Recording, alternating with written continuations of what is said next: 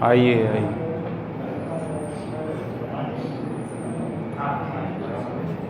पारस भाई आइए, नाश्ता चाय भाई लीजिए। बढ़िया बढ़िया, बहुत बढ़िया। बढ़िया। क्या प्रोग्रेस है आपके काम की? बढ़िया, अच्छा है। आप आइए कभी मुलाकात के लिए। अभी यहाँ से है, थोड़ा टाइम है। बढ़िया, नमस्ते भैया। उसका क्या प्रोग्रेस है पीएचडी का आपका? पीएचडी का चल रहा है अभी, लगभग नेक्स्ट वीक में मेरा DPC 2 है। हाँ हाँ अच्छा काम चल रहा है अभी। हाँ हाँ। नमस्ते भैया। नमस्ते, कैसे हो भैया? नमस्ते। बस अरे अरे भैया, नमस्ते। हाँ।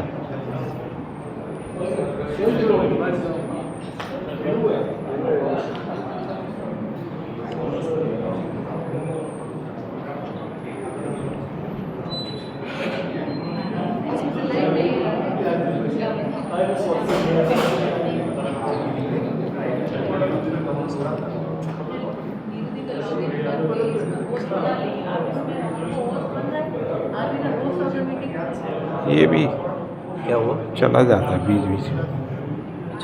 आप मुझे एक काम मिला बस। हेलो, अभी तो आ गया। तो ये मुद्दा था केशव भाई, है ना?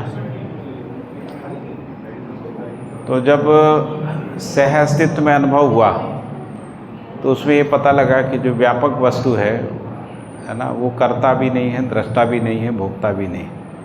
उसमें कोई क्रिया नहीं है ना, कोई कार्य नहीं है, ना कोई परिणाम है, ना परिवर्तन है। तो प्रश्न हुआ कि उसका अस्तित्व है कि नहीं, क्या हम उसको रिक्त स्थली बोल सकते हैं? तो अध्ययन करने में पता लगा कि वो रिक्त स्थली जैसा नहीं है, साम ऊर्जा है, निरपेक्ष ऊर्जा है।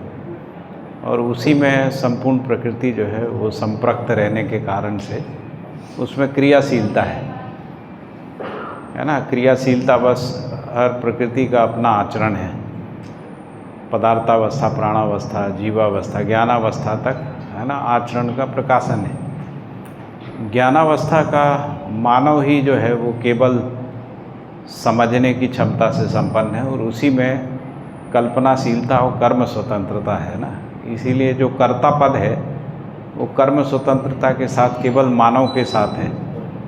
और यहाँ पर इसके प्रश्न के उत्तर आ जाते हैं कि सुखी दुखी भगवान नहीं करता है, ब्रह्म नहीं करता है, व्यापक वस्तु नहीं करता है, मानव ही सुखी दुखी होने वाला है। तो भोक्ता मानव है, ये समझ में आता है।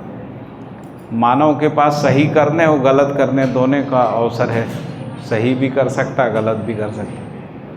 समझ के सही कर सकता है, नासमझी में गलत करता ही है, आसक्ति बस।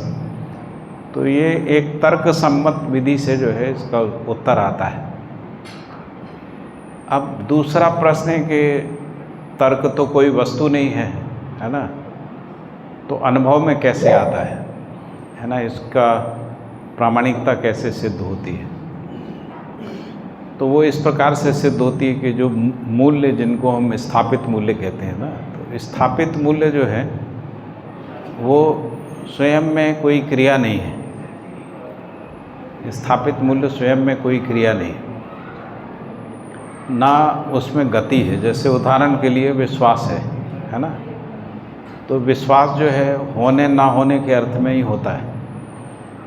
और वैसे अध्ययन करने पे पता लगता है विश्वास विहीन कोई इकाई नहीं है ना,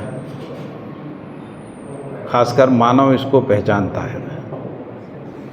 तो हम लोग सब विश्वास सहित ही हैं, ऐसा है। तो विश्वास स्वयं में क्रिया ना होते हुए भी विश्वास से हमारा व्यवहार बदलता है ना, आचरण बदलता है, विश्वास पूर्वक जीना बनता है ना। तो इस प्रकार से विश्वास एक कारण सत्ता है, ये पता लगता है ना। इसी प्रकार से ज्ञान है, ज्ञान एक कारण सत्ता है। तो इस प्रकार से व्यापक वस्तु का कारण के रूप में सत्ता होना सिद्ध होता है ना। तो इसको मध्यस्थ दर्शन में अध्ययन कराया गया है। तो यहाँ पर अनुभव में भी इसको हम प्रमाणित कर सकते हैं, व्यवहार में भी प्रमाणित कर सकते हैं, विचार में भी ये प्रमाणित होता है। क्योंकि विचार में जो सर्वतोमुखी समाधान है वो स्थिति है ना। स्थिति अपने में कोई क्रिया नहीं होती, जैसे समझ कोई अपने आप में क्रिया नहीं है, लेकिन समझ के कारण से विचार और व्यवहार नियंत्रित होता है ना, संतुलित होता है, निश्चित होता है। ऐसा समझ का विस्तार नहीं होता है, समझ कोई बढ़ने वाली घटने वाली चीज़ नहीं है। समझ होती है या नहीं होती है ना, नहीं होती है वो मान्यता, बस समझ होती ही है ना, हर इकाई ज्ञान संपन्न होती ही है ना। नहीं होती है का मतलब है कि हम देख नहीं पा रहे, हम समझ नहीं पा रहे, पहचान नहीं पा रहे, इतने ही है। तो इससे भी जो ईश्वर नाम की जो सत्ता है उसका स्पष्टीकरण मिलता है मानव को, उससे विश्वास बनता है मूल्यों से, है ना। इसी प्रकार से हम नियम को, न्याय को, धर्म को, सत्य को भी समझ सकते हैं। जैसे न्याय अपने आप में कोई क्रिया नहीं है, लेकिन न्याय से प्रेरित जो हमारा व्यवहार होता है वो नियंत्रित, संतुलित, निश्चित, है ना, सुखदायी, व्यवस्थित होता है ना। यदि हम अन्याय में देखते हैं तो अन्याय में हमारा जो व्यवहार होता है वो अनियंत्रित, अनिश्चित, असंतुलित, है ना, अस्थिर, दुखदायी, दुख देने वाला होता है। ना केवल हम स्वयं दुखी होते हैं, हम जिनके साथ न्यायपूर्वक यानी संबंध पूर्वक जीते हैं, है ना, वो भी भ्रमवश, वो भी दुखी होते हैं। तो इससे पता लगता है कि दृष्टा, कर्ता, भोक्ता जो है वो मानव ही है, और मानव में भी जीवन है, क्योंकि जीवन ही करता, शरीर तो करता नहीं, क्योंकि यदि जीवन नहीं होता है तो शरीर कर नहीं सकता, है ना। तो शरीर में क्रिया होती है, क्रिया तो चलती रहती है ना। जीवन के छोड़ने के बाद भी शरीर का क्रिया कुछ समय तक प्राण कोशिकाओं की क्रिया, अंग अवयवों की क्रिया के रूप में रहता है।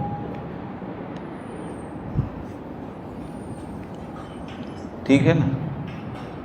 और प्राण कोशिकाएं जब तक विरचित होती हैं तब तक भी क्रिया प्राण कोशिकाओं का चलता रहता है। जब वो विरचित होकर पदार्थावस्था में चली जाती हैं तब प्राण कोशिकाएं जो हैं वो पदार्थावस्था में वापस हो जाए, जिसको अपन, है ना, प्राण पद चक्र बोल रहे हैं ना। प्राण पद चक्र का मतलब प्राणावस्था से पदार्थावस्था, पदार्थावस्था से प्राणावस्था। तो एक ये उत्तर मिलता है इसमें, जो आपका प्रश्न था। तो यहाँ समाधान मिलता है, वहाँ मान्यता है लेकिन समाधान नहीं है। वहाँ हमने ऐसा माना हुआ है कि ईश्वर है, लेकिन उसके होने से आदमी के अंदर कोई गुणात्मक परिवर्तन नहीं आता उस मान्यता से, है ना, क्योंकि हम मान लेते हैं पर कोई गुणात्मक परिवर्तन नहीं आता, सुधार नहीं आता है। इसीलिए परंपरा में हुआ भी नहीं, हजारों साल से लोग कोशिश करते रहे, लेकिन जो कुछ हुआ वो समुदाय चेतना तक ही हुआ, है ना। तो हर समुदाय चेतना जो है वो अपने में एक मान्यता ही है। समुदाय चेतना अपने आप में एक मान्यता है, मान्यता बस ही समुदाय चेतनाएं बनती है ना। और मान्यताओं में सार्वभौमिकता नहीं है, इसलिए उसको सत्य नहीं कह सकते। जैसे सभी समुदायों में जो मान्यताएं हैं वो भिन्न भिन्न मान्यताएं हैं, भिन्न भिन्न मान्यताओं के कारण से उनमें विविधता है। अब इसमें ये हो सकता है कि सभी ग्रंथों में कोई कॉमन चीज़ को पहचाना जाए और उससे सार्वभौमिकता को निश्चित करें। दूसरा है इस विधि से विचार किया जाए जो बाबा जी ने प्रस्तावित की है। तो बाबा जी ने जो विधि प्रस्तावित की है, यदि उस विधि से, तर्क सम्मत विधि से जवाब मिल जाता है, सभी धर्मों में से निकाल के सार्वभौमिकता को पहचानना जो है वो संभव नहीं है, क्योंकि जो जिस धर्म को और धर्म ग्रंथ को मानता है, या अपने पैगंबर या अवतार या धर्म के स्थापक व्यक्ति को मानता है, उसी को सर्वश्रेष्ठ मानता है, अपने ग्रंथ को सर्वश्रेष्ठ मानता है ना। इसीलिए वो दूसरे ग्रंथ को देखने ही नहीं चाहता, है ना, दूसरे की सुनना नहीं चाहता। अभी स्टेटस यही है पूरी दुनिया में। तो इसलिए मान लीजिए हम लोगों ने अभी पिछले कुछ एक सालों में, 50 साल में, जिसको हम लोग कह रहे हैं सर्वधर्म समभाव का भी काम किया है ना। और वो जो सर्वधर्म समभाव का या इंटरफेथ का डायलॉग किया पूरी दुनिया में, लेकिन इंटरफेथ से कुछ निकला नहीं। मतलब उससे यदि कोई एक कॉमन चीज़ पहचानने में आ जाती तो भी अपन कहते इंटरफेथ का कार्यक्रम सफल हो गया, तो वो तो समझ में नहीं आता है। लेकिन इधर ये जो अस्तित्वमूलक मानव केंद्रित जो चिंतन है, इसका सहज स्वीकृति बनता है। क्यों बनता है? क्योंकि एक भौतिकवाद ने एक काम कर दिया है। भौतिकवाद ने एक काम कर दिया है कि भौतिकता के अस्तित्व को स्वीकार करके उसका अध्ययन किया, उसका विश्लेषण किया, उससे लोगों का मानसिकता बन गई, है ना।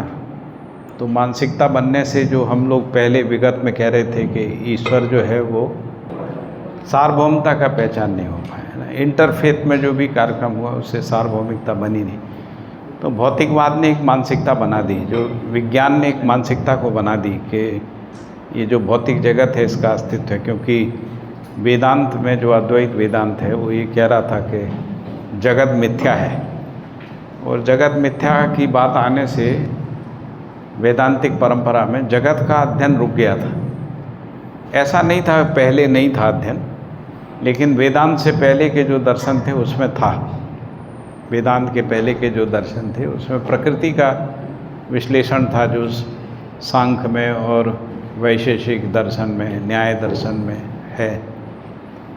लेकिन जो वेदांत आया, खासकर जो अद्वैत वेदांत आया है ना, उसने कहा ब्रह्म सत्य है, जगत मिथ्या है, ऐसा हो गया है ना। ठीक है। तो जो सार्वभौमिकता के रूप में जो है, जो सभी में है, उसी को अपन करें कि वो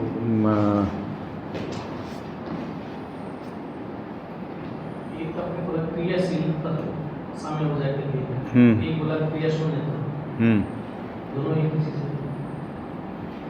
क्रियाशील ऊर्जा जो है ना,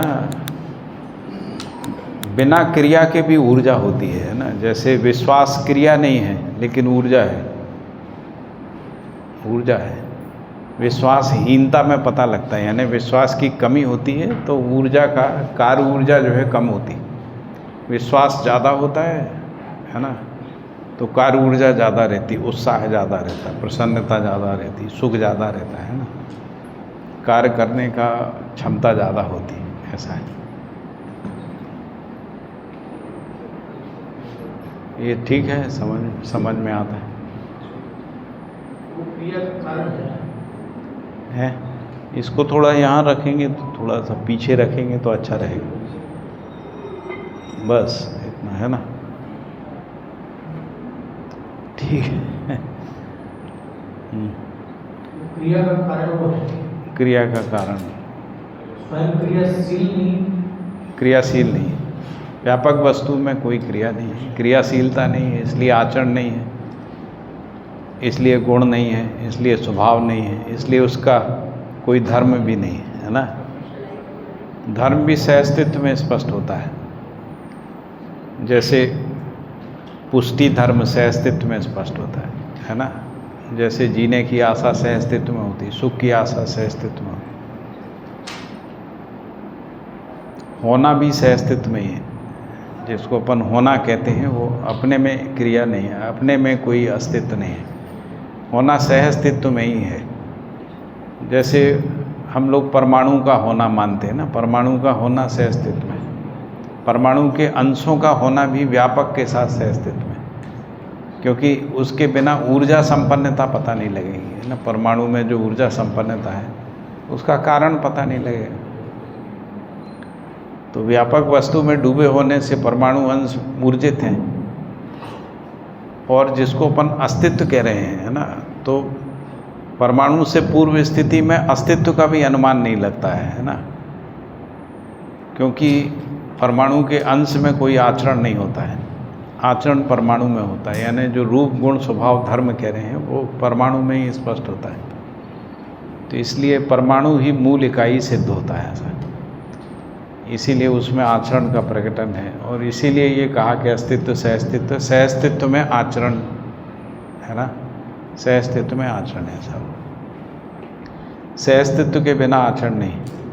जैसे एक माँ होती है ना, तो जब वो पुत्र पुत्रियों के साथ संबंध में स्वीकृत होती है तभी उसमें ममता का आचरण आता है, तभी उसमें कर्तव्य दायित्व जिम्मेदारी आती है ना। यदि संबंध का स्वीकृति नहीं है तो ममता भी पता नहीं लगती। ममता कैसे पहचानेंगे? तो संबंध में ही मूल्यों का प्रकटन होता है ना, यानी सहअस्तित्व में ही आचरण का प्रकटन होता है। चाहे वो स्थापित मूल्य हो, शिष्ट मूल्य हो, मानव मूल्य हो, जीवन मूल्य हो, है ना। अकेले में कोई मूल्य नहीं है, अकेले में कोई मानव नहीं है, अकेले में मानव नहीं, ऐसा लिखा हुआ है अभ्यास दर्शन। अकेले में कोई कार्यक्रम नहीं है, अकेले में कोई ज्ञानार्जन भी नहीं है, है ना। अकेले में कुछ नहीं होता, अकेले में अनुभव भी नहीं है, सहअस्तित्व में ही अनुभव। अकेले में व्यवहार नहीं है, अकेले में कार्य भी नहीं है, मानव में कोई भी कार्य अकेले में नहीं है ना, ये स्पष्ट होता है। मानव का जन्म भी संबंधों में ही है, यानी संबंध सहित मानव है, मानव अकेला नहीं। अकेला, अपने को अकेला मानना ही भ्रम है, और इसीलिए जो अकेले के आधार पे जो हमने परंपरा में रास्ता चुना था, है ना, जिसको हम लोग स्वर्ग और मोक्ष का रास्ता कह रहे हैं, क्योंकि स्वर्ग अकेले में है, मोक्ष अकेले में है, ऐसा माना गया। दोनों का प्रमाण नहीं मिला, ना स्वर्ग का प्रमाण मिला, ना नरक का, है ना, ना मोक्ष का कोई प्रमाण मिला, है ना। तो स्वर्ग नरक और जिसको अपन मोक्ष कह रहे हैं वो भी रहस्य में ही रहा। जैसे ईश्वर रहस्य में था, वैसे ही ये जो ईश्वरवादी लक्ष्य थे वो भी रहस्य में बने रहे, ठीक है। जबकि सहअस्तित्व जो है रहस्य मुक्त है। रहस्य मुक्त इसलिए है क्योंकि जो व्यापक वस्तु है और जो एक एक वस्तु है, व्यापक वस्तु और एक एक वस्तु स्पष्ट है, प्रत्यक्ष है ना, उंगली न्यास कर सकते। ये व्यापक वस्तु है, ये एक एक वस्तु के रूप में क्रियाशील प्रकृति है, ऐसा उंगली न्यास कर सकते। तो इसलिए ये प्रत्यक्ष है, प्रत्यक्ष है, इसलिए उसका अध्ययन है। अध्ययन करने वाला जो है मानव ही है, क्योंकि मानव ही दृष्टा पद में है, इसलिए मानव ही समझ सकता है, दृष्टा ही समझ सकता है ना। दृष्टा का मतलब ही समझना होता है, समझने वाला दृष्टा। दृश्य भी सहअस्तित्व है, समझने वाला भी सहअस्तित्व में है ना। दृष्टि भी सहअस्तित्व में ही है, इसको हम लोग दृष्टि कहते हैं। जैसे नियम की दृष्टि, प्रकृति संबंध की दृष्टि है, मानव संबंध का जो दृष्टि है वो न्याय है, जो सहअस्तित्व में है ना। मानव प्रकृति संबंध का जो दृष्टि है उसको धर्म कह रहे हैं, और व्यापक और प्रकृति के सहअस्तित्व का जो दृष्टि है उसको सत्य दृष्टि। तो दृष्टियाँ भी सहअस्तित्व में है, दृश्य भी सहअस्तित्व में है, दृष्टा भी सहअस्तित्व में। जैसे यदि हम मानव को दृष्टा मानते हैं तो मानव जीवन और शरीर के सहअस्तित्व में, जीवन को दृष्टा मानते हैं तो जीवन व्यापक वस्तु के सहअस्तित्व, या जीवन क्रियाओं के सहअस्तित्व में भी मनोवृत्ति, चित्त, बुद्धि, आत्मा की अविभाज्य क्रिया के रूप में जीवन है। जीवन में प्रत्येक क्रिया जो है वो ज्ञान संपन्न, ऊर्जा संपन्न होने के कारण से उसमें निरंतर, है ना, नित्य क्रियाकलाप चलता रहता है। मन, वृत्ति, चित्त, बुद्धि, आत्मा जो है अक्षय बल, अक्षय शक्ति संपन्न है ना। उसी में अक्षयता का प्रमाण होता है ना, क्योंकि बाकी में ऊर्जा का, कार्य ऊर्जा का क्षय दिखता है। मन, वृत्ति, चित्त, बुद्धि में कार्य ऊर्जा का क्षय नहीं है, वो निरंतरता के अर्थ में बना रहता है ना। इसको ऐसे पहचान सकते हैं, ठीक है। तो इसमें जो व्यापक वस्तु में आत्मा जब अनुभव संपन्न होती है तो आत्मा कारण बन जाती है, क्योंकि आत्मा भी ब्रह्म से नेष्ठ होते हुए भी ब्रह्म से कम नहीं है ना। तो इस प्रकार से आत्मा कारण हो जाती है और आत्मा के कारण से मन वृत्ति चित्त बुद्धि जो है वो नियंत्रित संतुलित संयमित हो जाते हैं। ठीक है।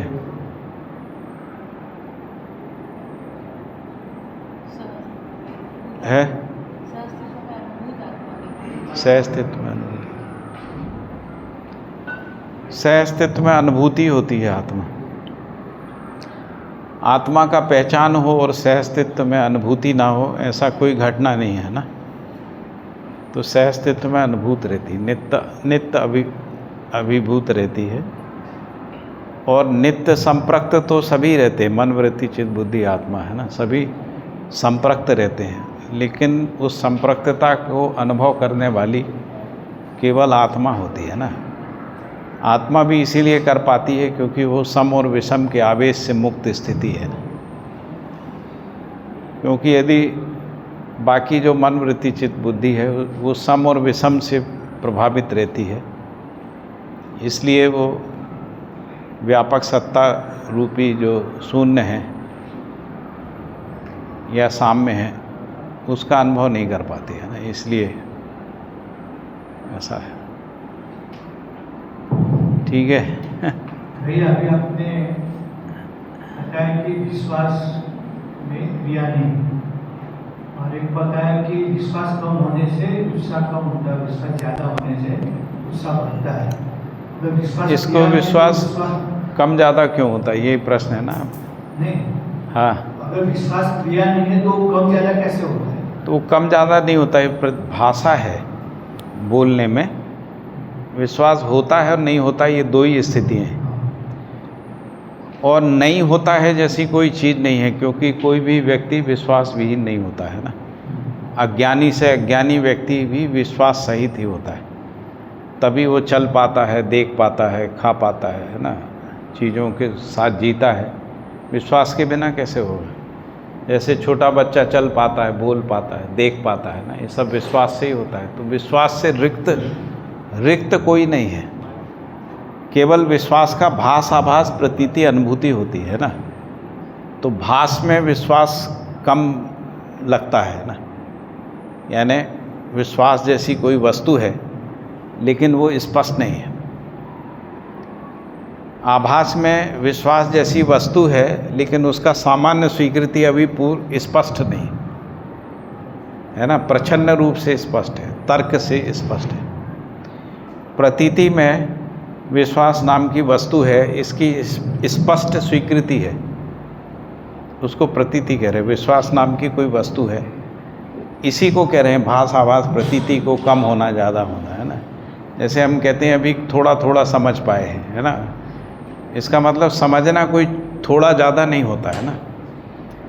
इतना ही होता है कि हमको जो समझ है उसका भास था, अब थोड़ा आभास होने लगा, अब प्रतीति होने लगी। निरंतरता हो गई तो अनुभूति है ना, ऐसा है। निरंतरता नहीं हुई तो अनुभूति नहीं है ना। क्योंकि लिखा है कि अनुभव यदि परिवर्तनशील है तो वो अनुभव नहीं है, अनुभव यदि बदल रहा है तो वो अनुभव नहीं है। अनुभव एक स्थिर चीज़ है और उस स्थिरता को हम लोग विश्वास के रूप में, न्याय के रूप में, धर्म के रूप में, सत्य के रूप में, प्रेम के रूप में पहचानते हैं। इसी को अध्ययन करके ये भी कहा है बाबा जी ने कि मूल्यों की व्यापकता सिद्ध होती। ये भी लिखा है कि मूल्यों में से के लिए अनुभव की क्रिया है, मूल्यों में, मूल्यों से, मूल्यों के लिए। तो जब मूल्यों के लिए की बात करते हैं तो वो अखंड समाज सार्वभौम व्यवस्था है। मूल्यों से बात करते हैं तो परिवार समाज राष्ट्र तक है ना। अखंडता तक पहुंच गए तो के लिए हो गया। इस प्रकार से मानव में से के लिए, व्यक्ति में से के लिए, व्यक्ति में समझ, व्यक्ति से यानी परिवार में आचरण, है ना, परिवार से फिर समाज में, है ना, फिर के लिए यानी अखंड समाज सार्वभौम व्यवस्था। इस प्रकार से मैं से के लिए स्पष्ट है। तो ये जो मैं से के लिए ही सभी मूल्य स्पष्ट होते हैं। मैं से के लिए में ही हमको न्याय धर्म सत्य स्पष्ट होता है। ज्ञान स्पष्ट होता है, ज्ञान में से के लिए, है ना। ज्ञान में, ज्ञान से, ज्ञान के लिए, ऐसा। अब इसमें जब हम कह रहे हैं ज्ञान से, तो ज्ञान गति नहीं है ना, ज्ञान गति नहीं। ज्ञान तो स्थिति है बस, क्रिया में गति होती है। भैया ज्ञान को तो हम स्थिति पूर्ण ही मानते हैं, स्थिति पूर्ण। तो जैसे विश्वास को मनोविज्ञान में क्रिया में लिया गया है ना, तो उसको स्थिति क्रिया तो बोल सकते हैं ना। नहीं, सभी स्थितियां जो है अस्तित्व में, जो सभी क्रिया संसार है वो स्थिति और गति के सह अस्तित्व में है। तो क्रियाओं में जो स्थिति है वो व्यापक वस्तु ही है। व्यापक वस्तु के कारण से क्रिया में जो स्थिति है उसी का नाम नित्यता, शाश्वतता है ना। जैसे हम कहते हैं जीवन नित्य है ना, प्रकृति शाश्वत है, तो शाश्वतता कहाँ से आई? तो शाश्वतता स्थिर स्थितिपूर्ण सत्ता में संप्रक्तता बस आई है ना। ऐसे ही स्पष्टीकरण दिया है। नहीं तो अस्तित्व जो है वो अस्तित्व धर्म ही स्पष्ट नहीं होता। स्थिरता का कारण ही पता नहीं लगता है ना। तो स्थिति गति के सह अस्तित्व में तो हर क्रिया में स्थिति पारगामी सत्ता के रूप में है और उसके कारण से उसमें गति है। क्रिया में ही गति है।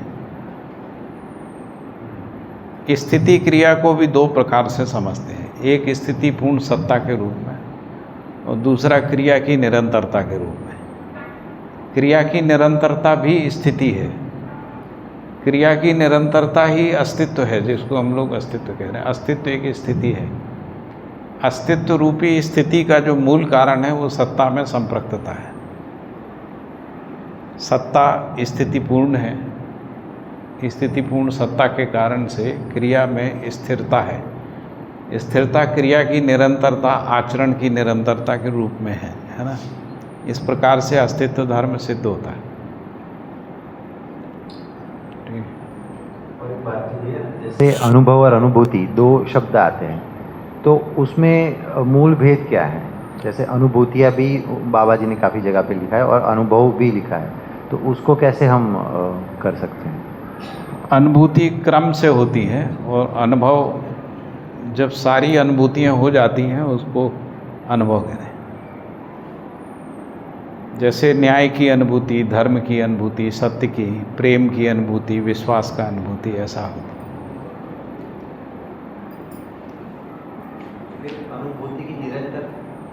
अनुभूति की निरंतरता ही रहती है। तो इसीलिए गति का गंतव्य रहता है ना। जैसे अनुभव तो क्रियापूर्णता भी है। तो क्रियापूर्णता श्रम का विश्राम है। तो श्रम के विश्राम से आचरण पूर्णता यानी गति के गंतव्य की ओर, है ना, गति है ना, गंतव्य की ओर गति है, जिसको अपन आचरण पूर्णता कह रहे हैं।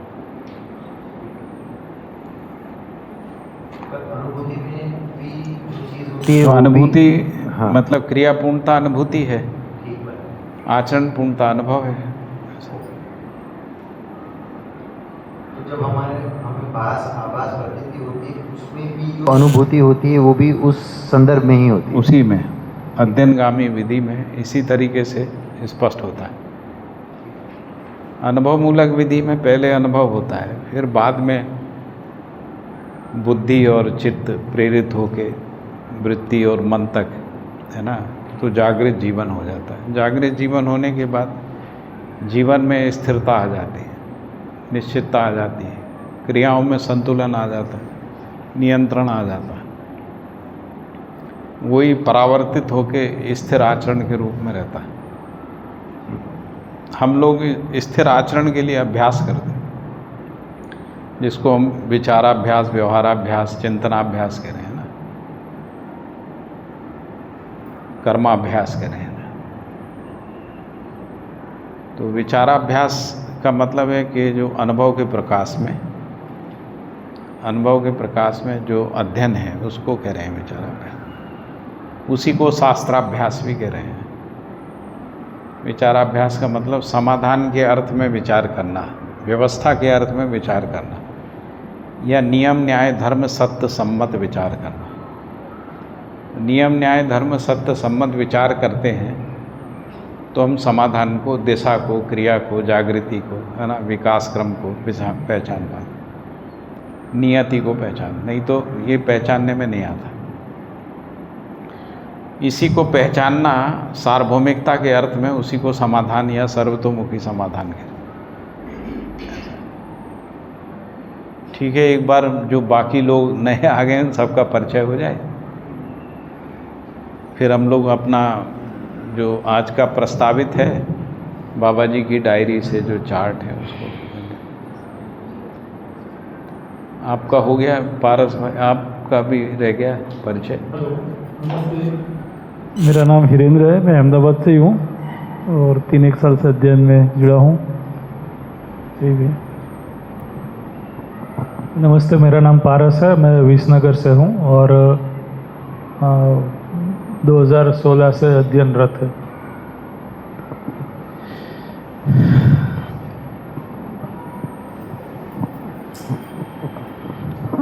मैं अरुण जैन और 5 साल से मतलब जीवन विद्या से जुड़ा हूँ और अजय जैन साल से 5 साल हो गए, देखे तो 15-20 साल हो गए। हम तो 15-20 साल से देख रहे हैं। 15-20 साल से बेसिकली 5 साल से गहन अध्ययन में। हाँ, गहन अध्ययन जो चालू हुआ है वो 5 साल से हुआ है बेसिकली। जी जी जी, है ना। और मैं अजय जैन का छोटा भाई हूँ, है ना।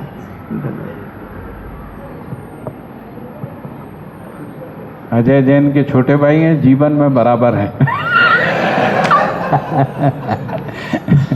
थोड़ा शरीर ही बड़ा हो गया उनका। हाँ जी, नमस्ते, मेरा नाम ओम प्रकाश द्विवेदी है, मैं अहमदाबाद से हूँ और 2 साल से लगभग 2 साल पहले शिविर किया था ऑनलाइन, लेकिन 2 साल इन लास्ट 2 ईयर से मैं कंटिन्यू सुनील भैया के साथ में ज़रूर जुड़ा हुआ हूँ। हम लोग मिले थे। हाँ जी, मैं आपसे उनके घर पे मुलाकात कर चुका हूँ और ये मेरा बेटा है, वो अपने बारे में बताएगा। नमस्ते, मेरा नाम वरदान द्विवेदी है और मैं अभी इससे जुड़ा हूँ। अच्छा, अभी आप आए। सीधे एडवांस कोर्स में आ गए। मेरा नाम रमेश पटेल है, मैं हिम्मतनगर से आता हूँ। अच्छा, हिम्मतनगर से 4 किलोमीटर हडियोल विलेज है, वहाँ से। बहुत बढ़िया। और प्राथमिक शिक्षा विद्यालय में 1 से 5 धोरण है, कक्षा है, वहाँ पढ़ाता हूँ, सरकारी विद्यालय है। बहुत बढ़िया। और बाबा जी के मध्यस्थ दर्शन से 1 वर्ष से प्रभावित हूँ और 2 बार सब वाड्मय का पठन कर चुका हूँ। वंडर, इसलिए मैं ज़्यादा। बहुत बढ़िया। मेरा नाम सुनीता पटेल है, मैं सूरत से हूँ, 2 साल से विद्या से जुड़ी हुई हूँ। 1 साल तो मैंने सूरत में जो अध्ययन 6 महीने का जो हुआ था उसमें हमने अध्ययन स्टार्ट किया था, पठन चालू किया था, तब से बस रेगुलर चालू ही है। हम आए थे उसमें। हाँ।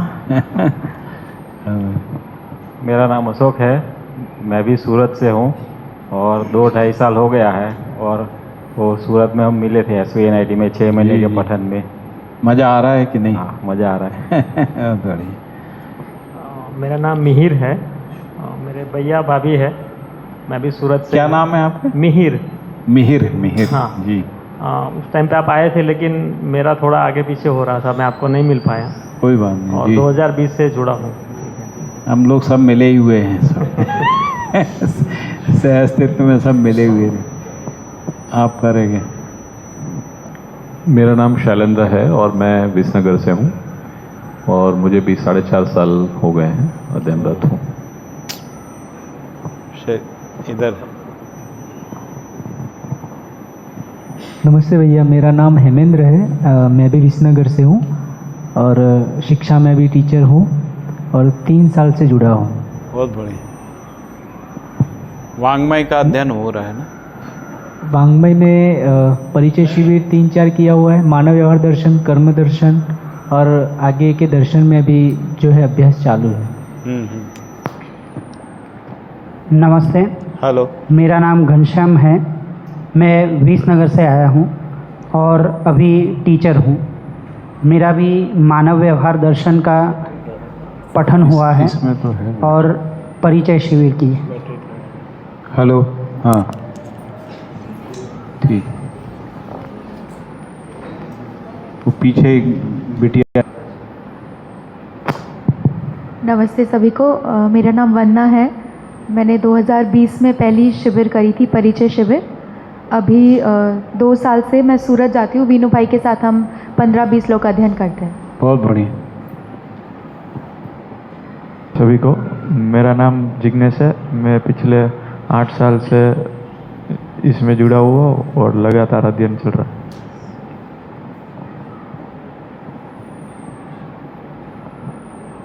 नमस्ते, मेरा नाम हीरल है। मैं 3 साल से एक जीवन विद्या में जुड़ी हुई हूँ। बहुत बढ़िया है हीरा। सब हो। और पिछले 2-2.5 साल से अच्छे से मन लगा करके अध्ययन में लगी हूँ। उससे पहले से भी लगभग वैसे 8-10 साल हो गया विषय को सुने हुए, और 2-2.5 साल से मन लगा करके अध्ययन चल रहा है।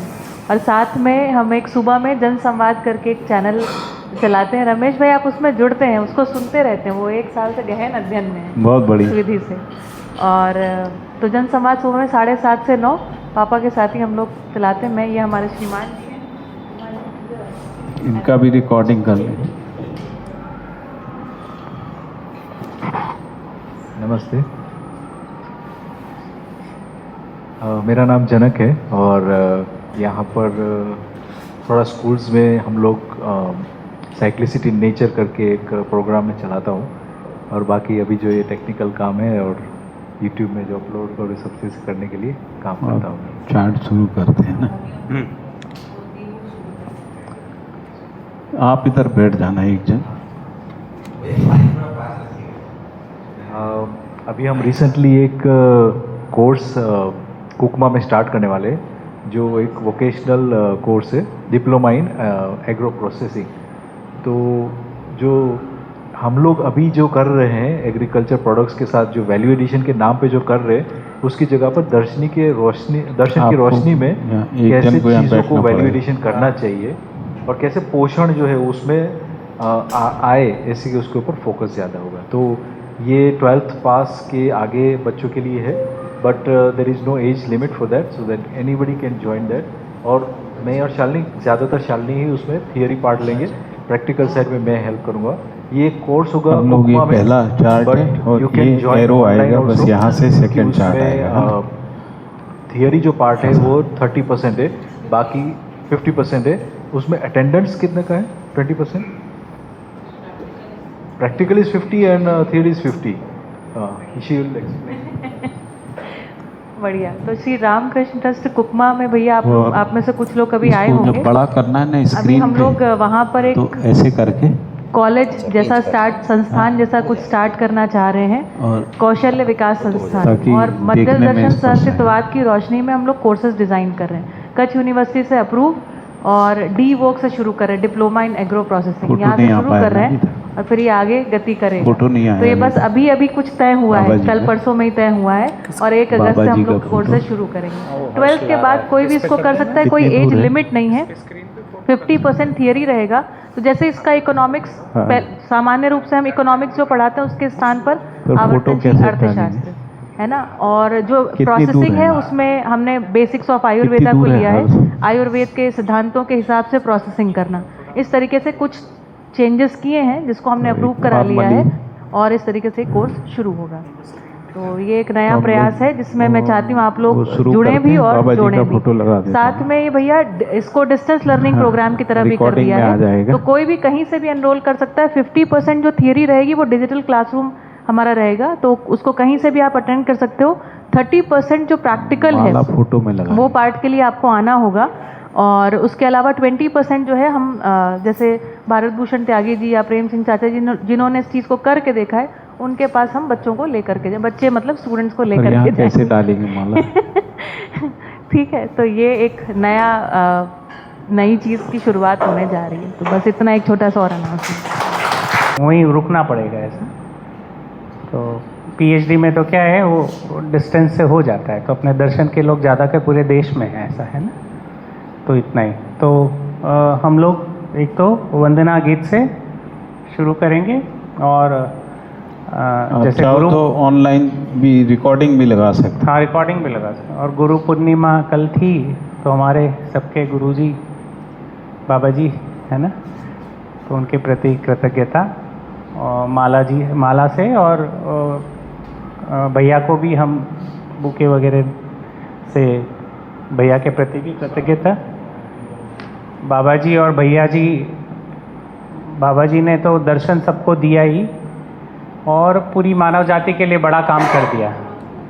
उसके बाद हमारे जितने बड़े भाई बहन हैं उनने भी अपना पूरा जीवन समर्पित किया। उसी की वजह से आज हमको ये दर्शन यहाँ पे अहमदाबाद में सुलभ हो पाए सर।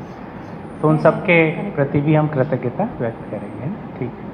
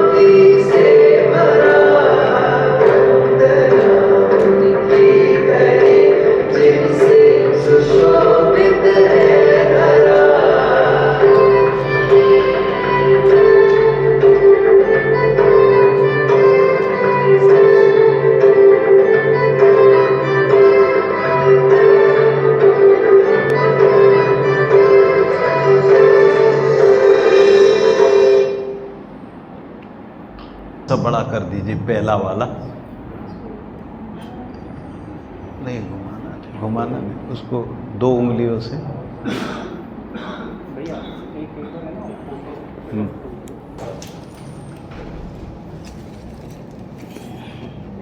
जब फोटो आ जाएगी। हाँ। क्या बात है।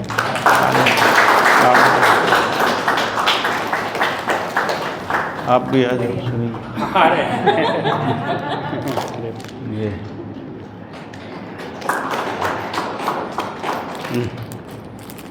ठीक है। और किसी को? अब तो विश्वास हो गया ना, मैंने दिया सुनील भाई। हाँ हाँ जी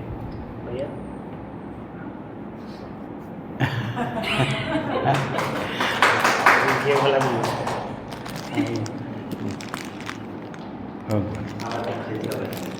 जय जय जय जय।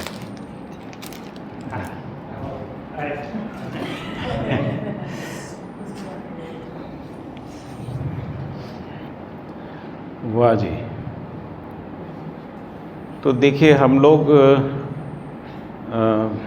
जो ये सेशन हमने ऑर्गेनाइज किया है, इसका मूल पर्पस ये है कि बाबा जी ने अस्तित्व में जो अध्ययन किया, उस अध्ययन को अभिव्यक्त करने के क्रम में उन्होंने कुछ डायरी में कुछ लिखा, और वो लगातार प्रतिदिन, लगभग प्रतिदिन जो है बाबा जी डायरी में कुछ ना कुछ 10 साल तक लिखते रहे, है ना। तो उनकी डायरियाँ जो हैं सब इकट्ठी हैं, और उन डायरियों में बाबा जी ने कुछ डायग्राम भी बनाए। तो हम लोगों के पास दोनों प्रकार की डायरियाँ हैं। एक ओरिजिनल डायरी है जिसमें बाबा जी ने अपने हाथ से लिखा है ना, चार्ट भी उन्होंने अपने हाथ से बनाए हैं ना, और उन्हीं डायरियों को रीराइट किया है ना, तो वो डायरी भी हैं। इस सब मिला के लगभग मेरे ख्याल से 20 एक डायरियाँ हैं, 20 साल की होंगी।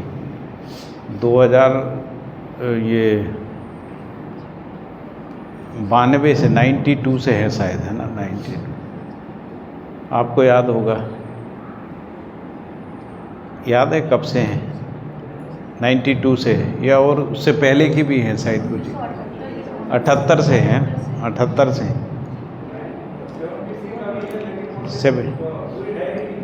पूरी डायरी नहीं, कुछ कुछ है लिखा हुआ। तो फिर वो डायरी से मैं जो फेयर किए, जो डायग्राम बाबा जी ने बनाए थे, और उन्हीं डायरियों में जब कोई चीज़ तैयार हो गई तो उसको वाङ्मय के रूप में भी लिख दिया है ना। तो वाङ्मय को तैयार करने का एक प्रोसेस है मतलब। तो इससे दो चीज़ें पता लगती हैं कि अनुभव कोई ऐसी घटना नहीं है कि अनुभव हो गया और ज्ञान उतरने लगा धड़ धड़ धड़ धड़ करके, ऐसा नहीं। मतलब कोई इंस्टेंट कोई घटना नहीं है। अनुभव होना एक घटना है ना, लेकिन अनुभव के प्रकाश में जो अध्ययन करना है वो क्रम से ही हुआ है। तो बाबा जी कई बार ये भी कहते थे, जैसे तुम लोग अध्ययन करते हो वैसे ही मैंने भी अध्ययन किया है ना।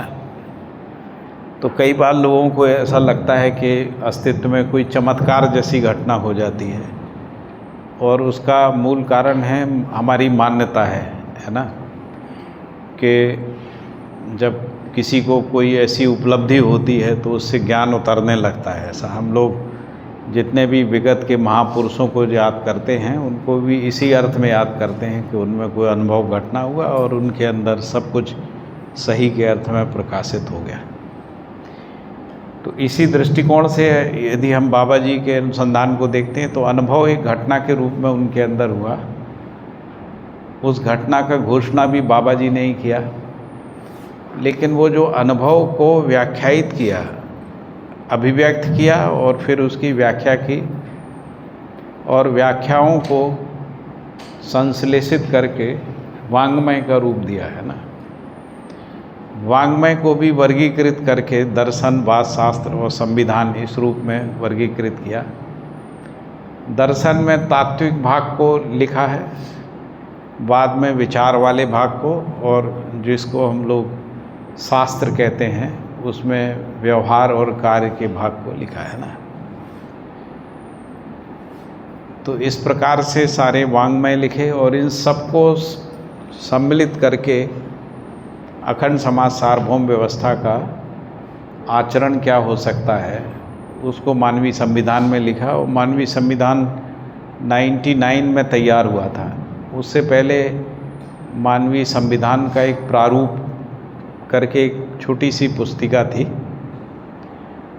जो मेरे ख्याल से 35-40 पेज की रही होगी, और वो भी ऐसे तैयार हुई थी कि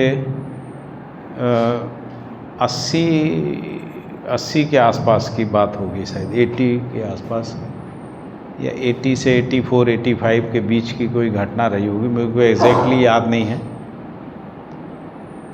लेकिन ये घटना उस समय की है जब शंकर दयाल शर्मा राष्ट्रपति हो गए थे, है ना। 84 में तो वो वाइस प्रेसिडेंट थे, 85-86 की बात है। वाइस प्रेसिडेंट के बाद वो प्रेसिडेंट बने, गवर्नमेंट ऑफ भारत सरकार के राष्ट्रपति थे। उस समय जस्टिस वेंकट चलैया जो है वो कर्नाटक हाई कोर्ट में चीफ जस्टिस थे या जस्टिस थे, दो में से कुछ एक है। बाद में वो सुप्रीम कोर्ट आए थे। तो कर्नाटक में बाबा जी ने वेंकट चलैया के निवास पे 1 महीने का संविधान और न्याय के ऊपर एक सत्र किया था। 1 महीने उनके निवास पे थे। उसमें जुडिशरी के कई लोग आते थे वेंकट चलैया के कारण से, और लगातार उस पर संवाद हुआ। संवाद के बाद मानवीय संविधान का प्रारूप, है ना, वो तैयार हुआ।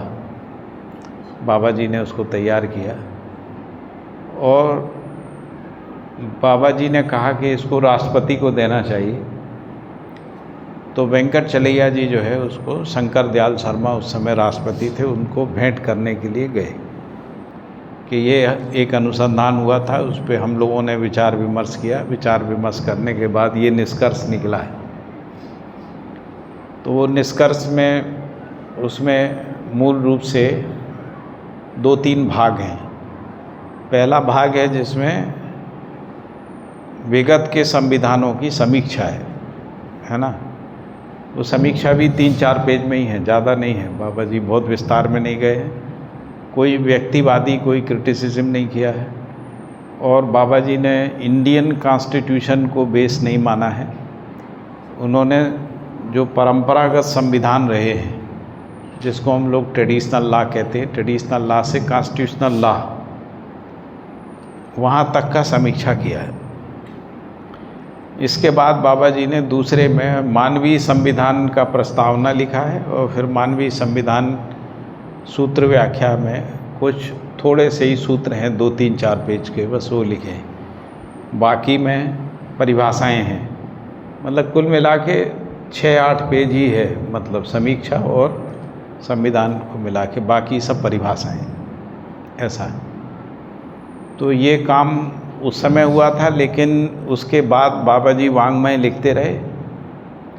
और मैं जब बाबा जी के संपर्क में आया था 98 में, तो उस समय तक मानव व्यवहार दर्शन, अनुभव दर्शन और व्यवहारवादी समाजशास्त्र और भौतिकवाद, समाधानात्मक भौतिकवाद, परिभाषा संहिता छोटी वाली, अभी जो है वो बड़ी है, उससे छोटी वाली परिभाषा संहिता, और परमाणु में विकास एक किताब थी, और एक किताब थी जिसमें परिवार मूलक स्वराज व्यवस्था, वो भी एक छोटी सी पुस्तक है ना।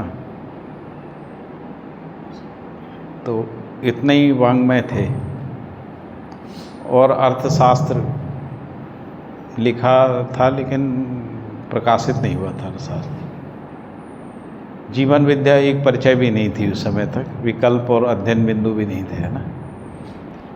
बाद में मानव संचेतनावादी मनोविज्ञान आया, और उसी के बाद फिर जनवाद आया।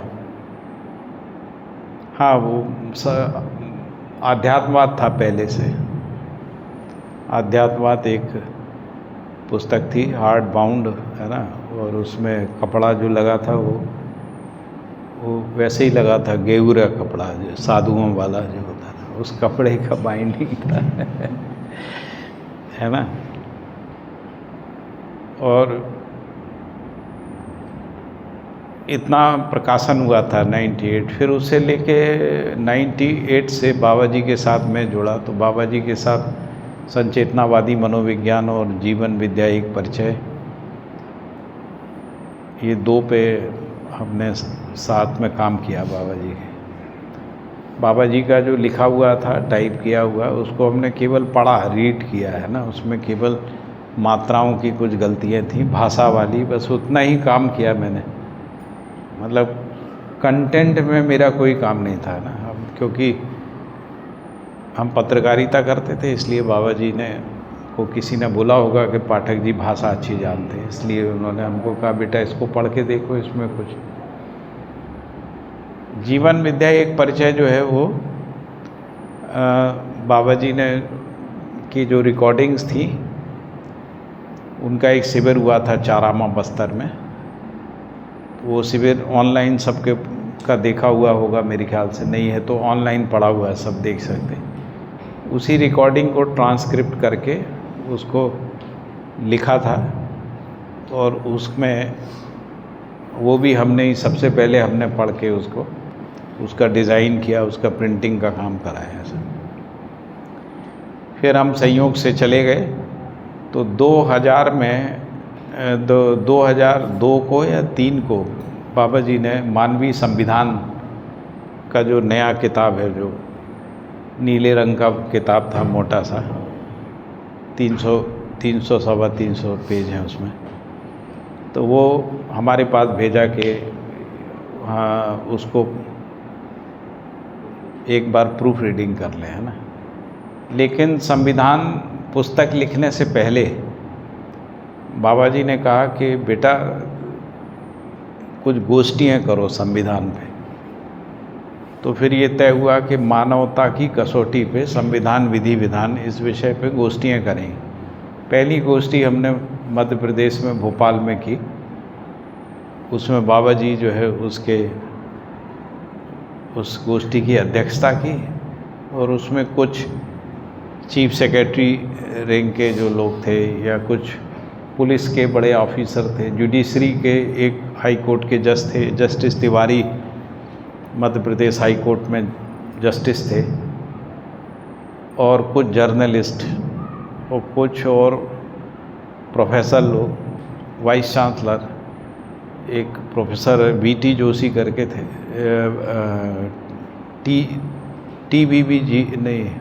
TBB GR के मूर्ति, वो फिजिक्स के प्रोफेसर थे, सागर यूनिवर्सिटी के वाइस चांसलर थे, वो भी उसमें थे।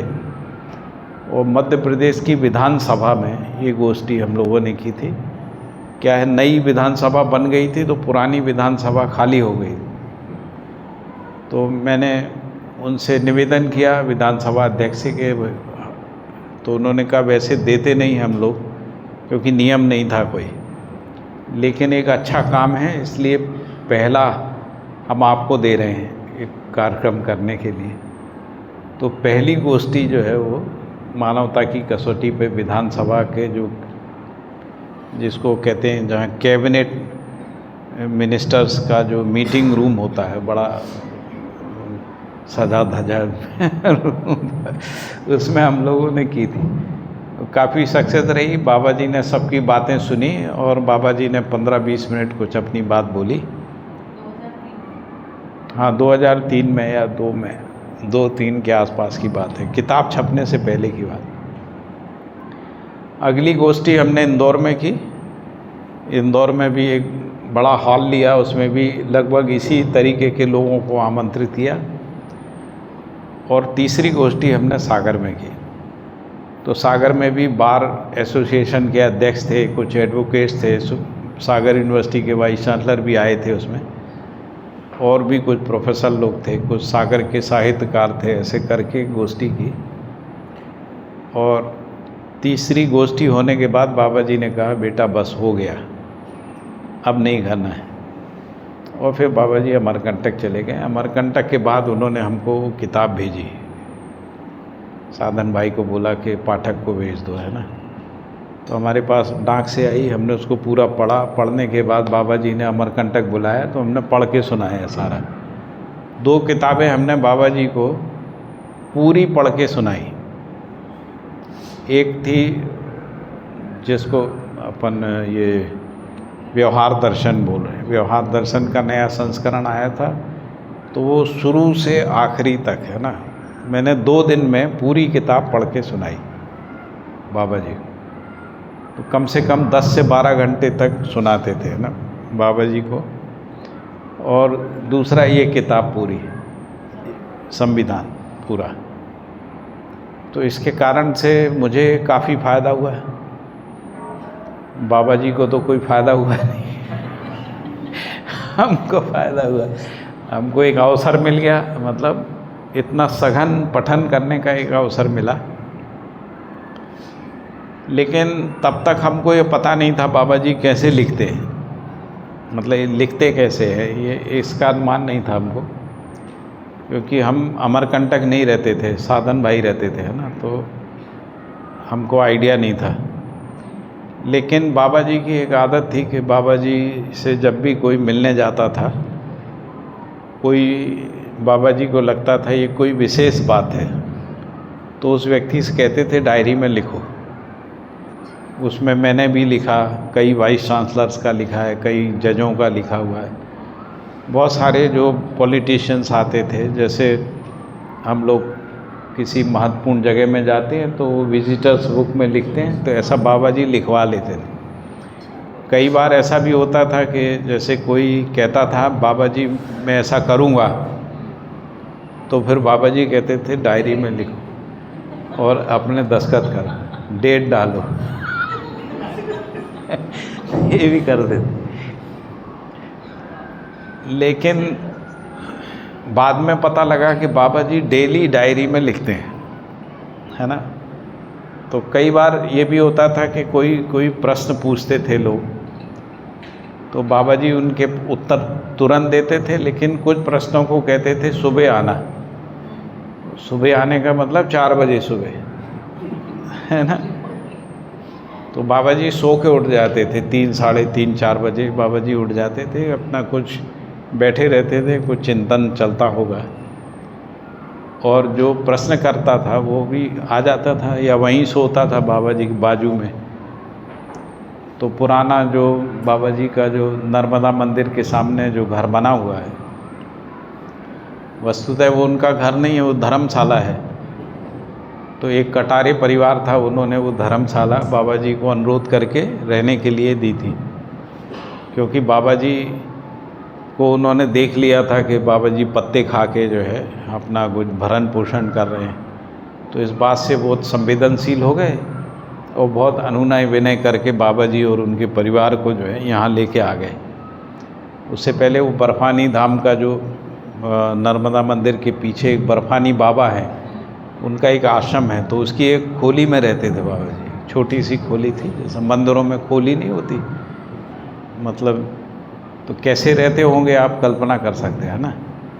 बाद में मार्कंडे आश्रम में एक जगह दे दी थी, तो एक झोपड़ी थी खपरे वाली, खपरेल होती ना मट्टी के, तो वैसी एक झोपड़ी थी। वो झोपड़ी में बाबा जी और उनका परिवार रहता था, और कुछ खेती थी, ज़मीन। उस समय ज़मीनों का ऐसा था कि खाली ज़मीन पड़ी रहती थी। उस समय सरकार इतनी सक्रिय नहीं हो पाई थी, तो खेती करने लगे थे। कोई भी ज़मीन पे कोई खरीदी वरीदी नहीं थी कोई ज़मीन उस समय। तो बाद में वो 15 साल 12 साल कोई करता था तो उसके नाम पे हो जाती थी, तो पोजीशन दे देते। तो बाबा जी धान का खेती करते थे, गाय थी उनके पास, तो अपना उससे फिर धीरे धीरे उनका आर्थिक स्थिति अपने परिवार का भरण पोषण के लायक, और बाकी समय साधना में रहते थे।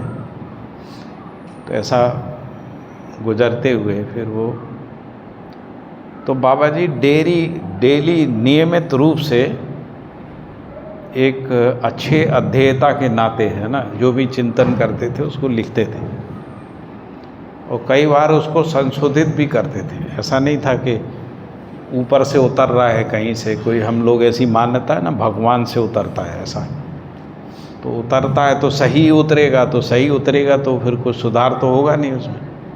तो ऐसा नहीं था, बाबा जी की कई डायरी में कुछ सुधारे भी हैं, और कई डायरियों में आपको पढ़ने में ये भी दिखेगा कि कुछ शब्द भी बदले हैं, जैसे जीवन क्रियाओं के कई शब्दों को बदला है बाबा जी, है ना। तो पहले कुछ और नाम दिया था, फिर कुछ और नाम दिया, कुछ और जोड़ जाड़ के फिर ये 122 पूरा 122 था। संख्या तो पहले भी उतना ही था 122, लेकिन वो क्रियाओं के नाम हम जो है वो उसमें चेंज दिखेगा। और इस बीच में जो भी बाबा जी लिखते थे, जो भाषा का उपयोग करते थे, उस भाषा को जांच के देखते थे कि जो अभी परंपरा है वो परंपरा उन शब्दों के क्या अर्थ लेती है ना। क्योंकि मान लीजिए कि बाबा जी के अर्थ और परंपरा के अर्थ अगर उसमें साम्यता नहीं होगी तो समस्या हो जाएगी, दर्शन पहुंचेगा नहीं, है ना।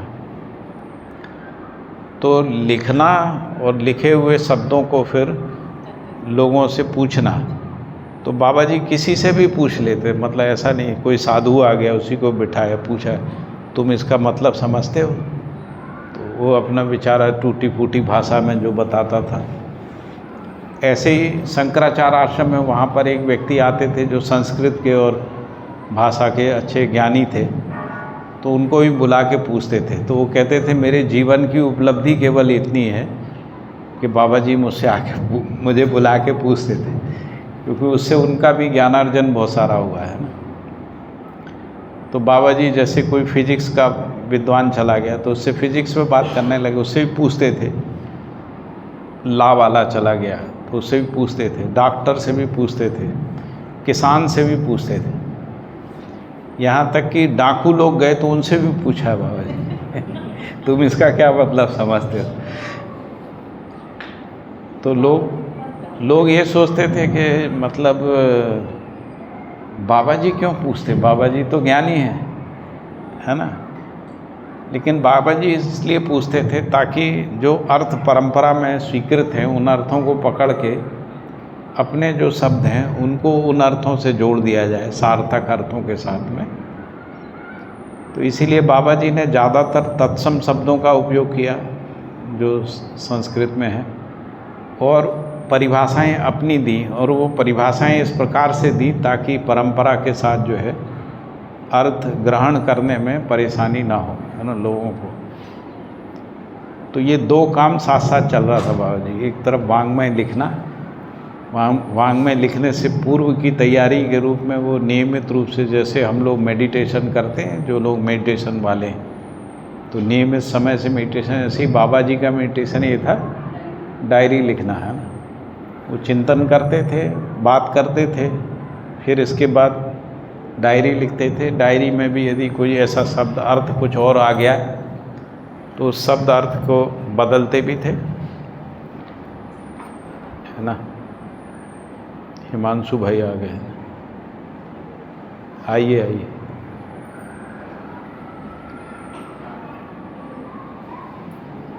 तो धीरे धीरे ये सारा स्ट्रक्चर्ड हो गया है ना, सारा स्ट्रक्चर में आ गया,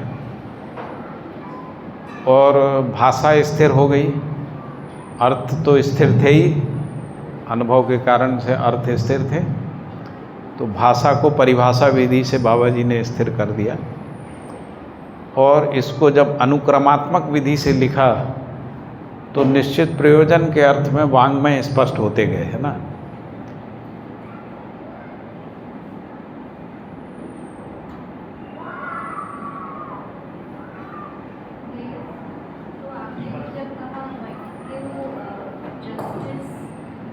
बाबा जी,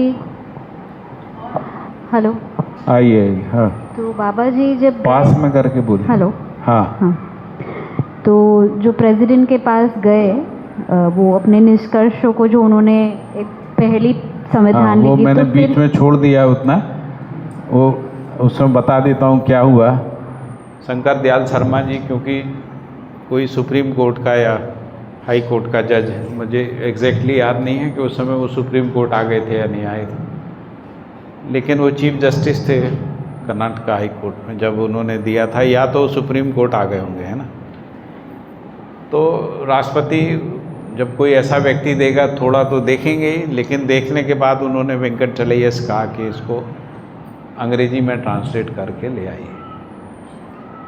तो वेंकट चलैया ने बाबा जी को बताया कि हम कर्नाटका का, हम अंग्रेजी जानने वाला, हमने हिंदी में काम किया और शंकर दयाल शर्मा हिंदी क्षेत्र के, वो मध्य प्रदेश से थे और हमको बोला अंग्रेजी में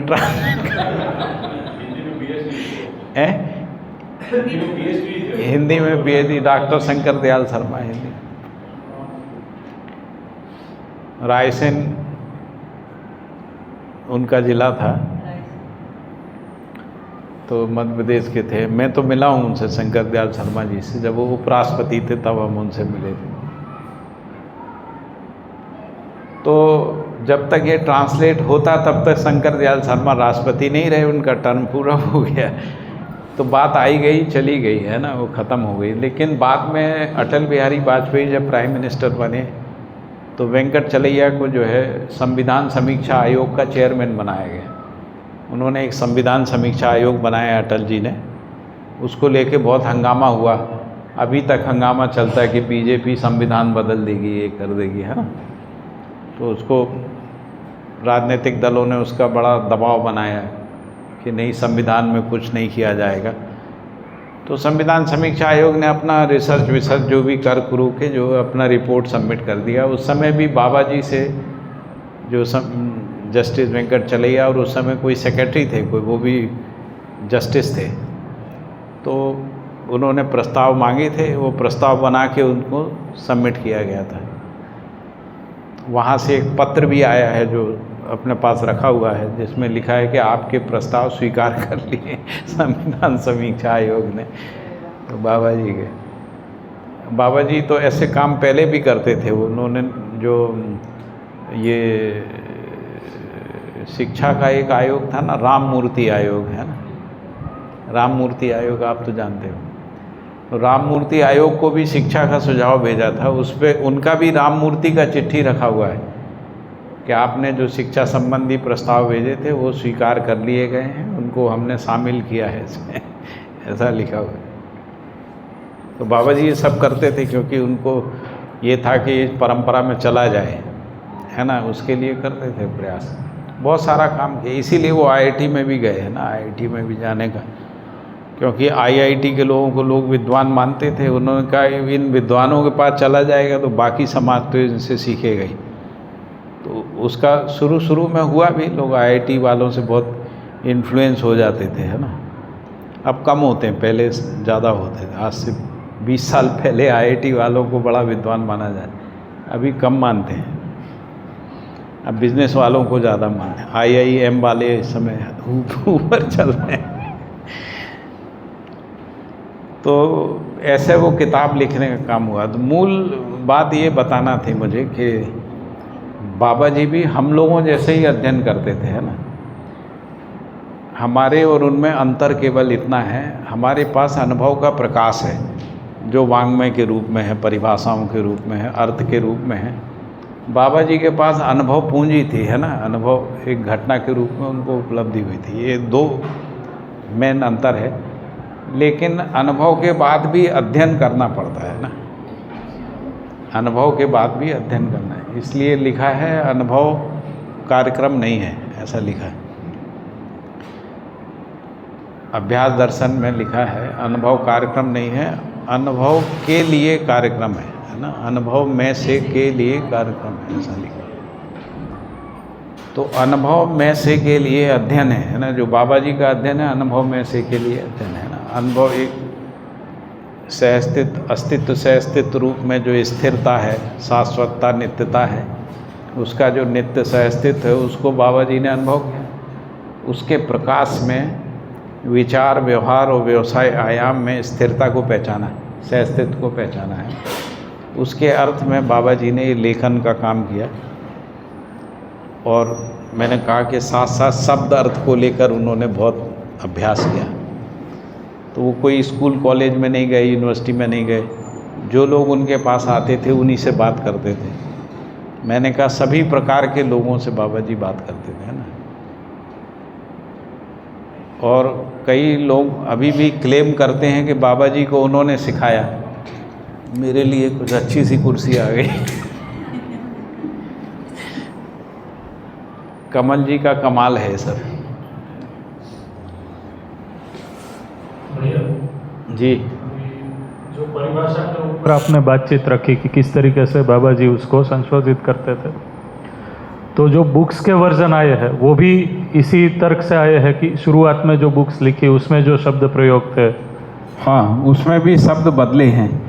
जैसे मानव व्यवहार दर्शन यदि आप देखेंगे तो मानव व्यवहार दर्शन में जो पहला एडिशन है, पतला वाला पिंक कलर का उसका कवर पेज है ना, तो और वो मुश्किल से 100 पेज का होगा, 100 से भी 88 पेज का, 88 पेज का है। तो उसमें शब्दों को बदला है। जो बाद में ब्लू वाला आया ना, नीले रंग का कवर था, उसी साइज़ का, और सागर की एक समिति है मध्य प्रदेश सागर की, विट्ठल भाई पटेल की समिति थी। विट्ठल भाई पटेल मध्य प्रदेश में एक मिनिस्टर थे, उसने छापा था वो किताब। वो किताब किशोर समिति लिखा है, किशोर समिति ने उसको छापा। तो वो जो पिंक वाला है 88 पेज वाला, और जो नीला वाला है जो करीब 200 पेज का हो गया था, उसमें काफ़ी अंतर दिखेगा। 246 का, उसमें अर्थ नहीं बदला है, अर्थ नहीं है, शब्द बदले, परिभाषाएं भी नहीं बदली हैं, लगभग परिभाषा है लेकिन शब्द बदला है। तो परिभाषा वही है लेकिन शब्द बदला है ना, तो वो दिखेगा आप। जीवन क्रियाओं के भी नाम बदले हैं, जीवन क्रियाओं के नाम बदले हैं। चित्त की जो अपने क्रियाएं हैं उनके नहीं, चित्त की भी और वृत्ति की भी है ना, मन की भी क्रियाओं में भी कुछ थोड़ा बहुत बदलाव हुआ है ना।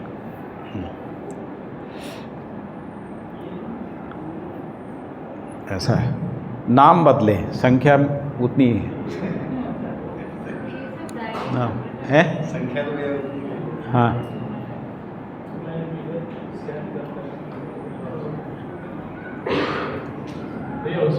इसके बाद जो आगे जो हुआ, तो बाबा जी ने समीक्षा की पहले। तो जैसे मान लीजिए कि बाबा जी ने लिखा है कि चित्त में प्रिया प्रिय, हिता हित, लाभा लाभ, न्याय न्याय, धर्मा धर्म, सत्या सत्य, ऐसा होता है ना, दृष्टि होती। तो लिखा कि अन्याय दृष्टि कहाँ होती, न्याय दृष्टि होती है। न्याय अन्याय है ना, धर्म अधर्म, सत्य असत्य। तो कहा कि फिर लिखा है कि न्याय धर्म सत्य का ही अस्तित्व है, अन्याय धर्म असत्य का अस्तित्व नहीं है। तो फिर दृष्टि कैसे हुई, है ना। तो कुछ लोगों ने कहा कि ये जो, तो बाबा ने कहा कि तुलना में ही समझ में आता है। जब हमको पहले न्याय नहीं समझा हुआ रहता है, अन्याय हम माने रहते हैं ये अन्याय है, उसकी तुलना में न्याय कोई वस्तु है ऐसा कल्पना में रहता है ना। तो इसीलिए न्याय अन्याय लिखा है, क्योंकि अभी न्याय समझते नहीं हो, अन्याय को समझते उसमें जी रहे हो। तो अन्याय के तुलना में कोई एक वस्तु न्याय होती है, इसलिए ऐसा लिखा। तो वैसे ही समीक्षा का भी बाबा जी का ये था कि अभी सह अस्तित्व तो समझ में आएगा नहीं, सीधे बोलेंगे, लेकिन जो तुमने समझा हुआ है उसके आधार पे तुलना करके बताएंगे तो समझ में आएगा। तो इसलिए बाबा जी ने समीक्षाएं करी है ना, और ये भी कहा कि हमको ऐसे ही समझ में आए, उनको खुद को भी अनुभव के बाद भी बाबा जी को तुलना के रूप में, बाद में चिंतन में जाके वो तुलना खत्म हो जाती है। जब हम साक्षात्कार कहते हैं वहाँ पे न्याय अन्याय का साक्षात्कार नहीं होता है ना, न्याय का धर्म का सत्य का साक्षात्कार होता है। अनुभव भी न्याय धर्म सत्य में होता है, बोध भी न्याय धर्म सत्य का। वहाँ अन्याय का बोध होता है ऐसा नहीं लिखा गया है ना, अन्याय का साक्षात्कार। तो उसको निरपेक्ष दृष्टि बोला, इसको सापेक्ष दृष्टि बोला है ना। सापेक्षता में तुलना होती है। तो जब हम अध्ययन शुरू करते हैं तो तुलना में ही होता है। जैसे केशव भाई ने एक प्रश्न पूछा तो पहले हम ऐसा करते थे, है ना, तो अभी ये हो गया है। तो तुलना करना पड़ेगी भाई, तुम जो करते थे और जो अभी कहा जा रहा है, तो तुलना तो होगी ना। अब तुलना के बिना यदि हम इनको समझाएं तो समझ में नहीं आएगा, या बाबा जी समझाते तो समझ में नहीं आता। इसीलिए तो कुछ लोगों ने कहा कि बाबा जी के पास पीछे पड़ गए कि बाबा जी ज़्यादा आपने समीक्षा कर दी है, कड़ी कर दी है, लोग नाराज़ हो जाएंगे, भाग जाएंगे, ये हो जाएगा। तो बाबा जी कहते थे जिसको भागना है भाग जाए, जो है वो ऐसे ही है। तो बाबा जी किसी से भयभीत नहीं होते थे, मतलब कि हम ऐसा लिखूंगा तो लोग नाराज़ हो जाएंगे, पत्थर मारेंगे, विरोध करेंगे, ऐसा कोई भय से मुक्त थे। उनको किसी से कोई भय नहीं लगता, डांट भी देते थे। मैंने बहुत सारे लोगों को बाबा जी को डांटते हुए देखा है। एक वाइस चांसलर हमारे सामने, एक बिलासपुर यूनिवर्सिटी के वाइस चांसलर आए थे, उनको बहुत डांटा बाबा जी। पहले तो ये कहा कि तुम कुछ पढ़े लिखे भी हो, तो उनसे कुछ फिजिक्स का बात किया, उनको फिजिक्स का जो उत्तर दिया वो बाबा जी पहले से जो सुने होंगे उससे भिन्न होगा। तो कहते तुम पढ़े भी हो, ऐसा नहीं लिखा है, ऐसा लिखा है, जाके पढ़ना। फिर वो कहने लगे नहीं ऐसे ही लिखा है। तो बाबा जी कहा तुम अपराध के अलावा कुछ किए हो जिंदगी में?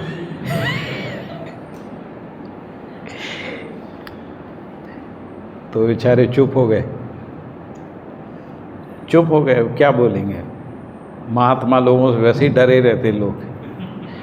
पता लगा कि कोई श्राप दे दो, पता लगा बिलासपुर पहुंचने से पहले ही पद चला गया। पद वाला बड़ा डरा हुआ रहता है, धन वाले भी डरे रहते हैं। तो बाबा जी ने उनको खाना खिलाया, हम बीच में थे, हम थोड़ा सा उनका ध्यान रख रहे थे, हमको लग रहा था कहीं नाराज़ नहीं हो जाए। हैं? हम तो डरे ही नहीं थे, अपन क्या करना। वो डरे वाले को थोड़ा ढाढ़स देने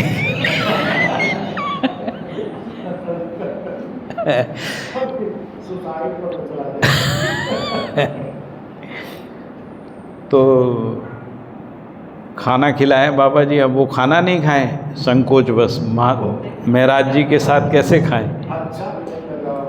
तो बाबा जी को खाना परसा तो वो हाथ कर दें ऐसे ऐसे बार बार, है ना। तो बाबा जी वो पंडित जी थे, मतलब तिवारी थे। तो कहने लगे ब्राह्मण तुम बहुत कृपण हो। उसको कहते हैं ब्राह्मण तुम बहुत कृपण हो, तुम्हारे साथ खाऊंगा तो मैं भूखे नहीं रह जाऊंगा, तुम खाओगे नहीं मैं कैसे खा लूँ। फिर अम्बा दीदी इसका डालो, उसको दो, तब उनको रोटी दी, तब उन्होंने खाना खाया साथ में। फिर खा के हम लोग जब बाहर गए तो मैं उनको छोड़ने बाहर तक गया तो कहने लगे महाराज जी ने आज बड़ी कृपा की हमारे ऊपर, इतना प्यार से उन्होंने हम लोग सोच रहे थे डांट रहे, वो कह रहे थे कि इतने प्यार से बाबा जी ने हमको बात किया, समझाया, खाना खिलाया, है ना। तो बाबा जी का डांट भी प्यार लगता था लोगों को, मतलब कैसी मनाए स्थिति रही होगी। तो वो भी हमने देखा बाबा जी के साथ जो है। फिर धीरे धीरे बाबा जी ने ये जो डांटने वाला है वो धीरे धीरे कम कर दिया है ना। तो ये जो लोग थे जो डरे हुए रहते थे, मैं किसी के नाम नहीं लेना चाहता, लेकिन वो कहते थे कि सीधे बाबा जी के पास किसी को मत ले जाओ, तो अगर ले जाएंगे और बाबा जी डांट देंगे फिर तो वो कभी जाएगा नहीं, है ना। उसका तो बेचारे का कई जन्म जन्मांतर का बिगड़ जाएगा। ऐसा तो जो प्रारंभिक समय के जो लोग थे, जो प्रमुख लोग थे, वो मना करते थे बाबा जी के पास मत ले जाओ, लेकिन मन नहीं मानता था। हमको लगता था यार हमारे जो संपर्क में हैं उसको बाबा जी के पास ले जाएंगे तो शायद कुछ अच्छा हो जाएगा उनका, ऐसा भी होता था। तो धीरे धीरे उसको भी बाबा जी ने बदल दिया। तो उन्हीं में से कुछ लोगों का ये दबाव था कि इसमें से समीक्षा वाला हिस्सा निकाल दिया जाए। तो बाद में एक मानव व्यवहार दर्शन बना, उसमें से समीक्षा का अंश निकाल दिया। तो हम लोगों ने जब उसको पढ़ा तो हमने कहा नहीं, अभी ये तो अर्थ कम्युनिकेट नहीं हो रहा है इसमें, है ना। अभी जो अर्थ संप्रेषित हो रहा था वो कम हो गया है, ऐसा हम लोगों को लगा। तो फिर पुनः सुधार किया और फिर समीक्षाएं डाली। ये सब चलता रहा, मतलब 5 संस्करण आए, उसके बाद एक के बाद एक, है ना। तो कोई शब्दों को लेके, जैसे कहीं पे हमने समीक्षा हटा दी, लेकिन समीक्षा में जो शब्द की परिभाषाएं दी थी वो परिभाषाएं बनी हुई हैं। तो उनसे कहा भैया यदि उसको हटा दिया तो ये भी हटा दो, क्योंकि इर्रेलेवेंट लग रहा है। यहाँ परिभाषा वो शब्द ही नहीं आया जिसका ये परिभाषा नहीं। फिर बाबा जी का शरीर शांत हो गया। उसी समय ये निर्णय लिया हम सब लोगों ने मिलके कि सारे संस्करण डाल दो ऑनलाइन, है ना। तो अभी सब डाल दिए, पहले से लेके अंतिम तक सब। तो अनुसंधान करना, जो अनुसंधान करता है वो अपना खुद देख लेंगे क्या करना। लेकिन ये सब ऊहापोह, इसमें कोई इंटेंशन किसी का कोई ख़राब नहीं था। इंटेंशन ये था कि जल्दी चला जाए समाज में, बिना विवाद के वस्तु चली जाए। इंटेंशन शायद कहा था ना कि सारे संस्करण सबके लिए उपलब्ध रहना चाहिए। हाँ, इसीलिए भी सब। और 2 लोग थे ना, एक प्रकार के लोग वो थे हमारे जैसे लोग जो कहते थे कुछ ना बदला जाए, है ना। कुछ लोग ये थे कि कुछ सुधार दिया जाए। तो बाबा जी कई बार ये कहते थे ये जो पुरानी किताबें इसको लेमिनेशन करा के इसको स्टोर करके रख दो, ताकि उसमें भी कोई लिख नहीं पाए।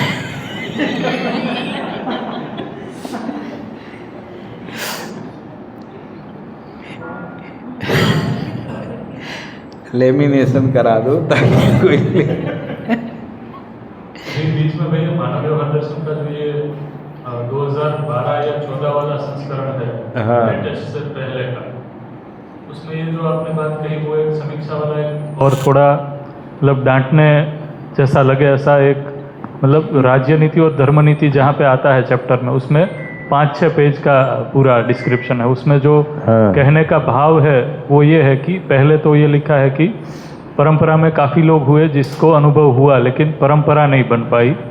और दूसरा लिखा है कि मतलब जो भी समाज के ऐसे लोग हैं, संत है, महात्मा है, उनसे मैं ये निवेदन करता हूँ कि अपना जो आचरण है वो और जो बोल रहे हैं वो, जो मतलब दर्शन में जो वो कह रहे हैं लिखा हुआ है उसमें वो तारतम्यता बना के रखे, वरना चीज़ें है वो आगे नहीं बढ़ेगी। एक तरीके से डांट जैसा काफ़ी लिखा हुआ है, उसको है वो अभी का जो लेटेस्ट संस्करण है उसमें से निकाल दिया है। लेकिन सुनने से वो काफ़ी ठीक, मतलब वो रहे तो काफ़ी अच्छा है, ऐसा पढ़ने से लगा।